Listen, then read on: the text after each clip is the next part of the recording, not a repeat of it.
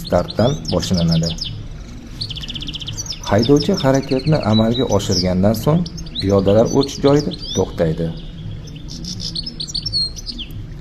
Keyingi harakatlanishda tik balandlik, ya'ni estakadaning to'xtash chizig'ining oldida to'xtaydi. Tik balandlikdan ko'tarilib, tik nishablik tomon tushayotganda chapki ishorani yoqib, chapga burilish harakatini amalga oshiradi. Oldinda 90 gradusli burilishdan iborat bo'lib, haydovchi ushbu ikkinchi yo'nalishga harakatlanadi.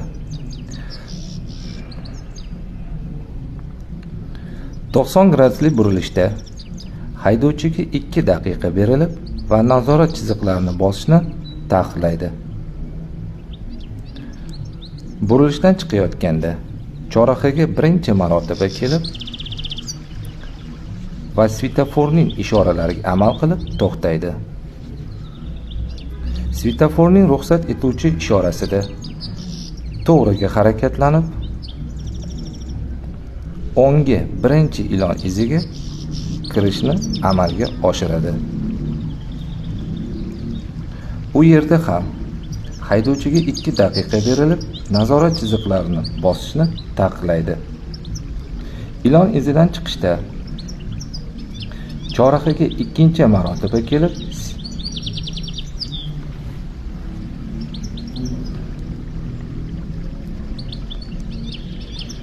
svetoforning ruxsat etuvchi ishorasidan to'g'riga harakatlanib,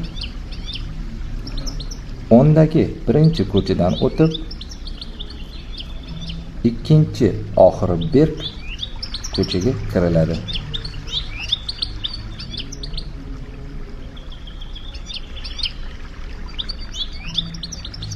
Ushbu mashqda haydovchi chapki orqasi bilan harakatlanib va oq nazorat chiziqlarini, orqa shinalarni qayd qilish uchun to'xtaydi.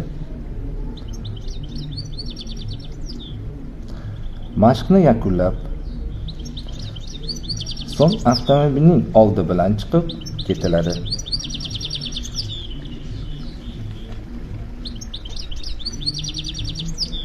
Keyingi yo'nalishni haydovchi buyuruvchi belgilari yoki ko'rsatkich chiziqlari asosida harakatlanib boradi.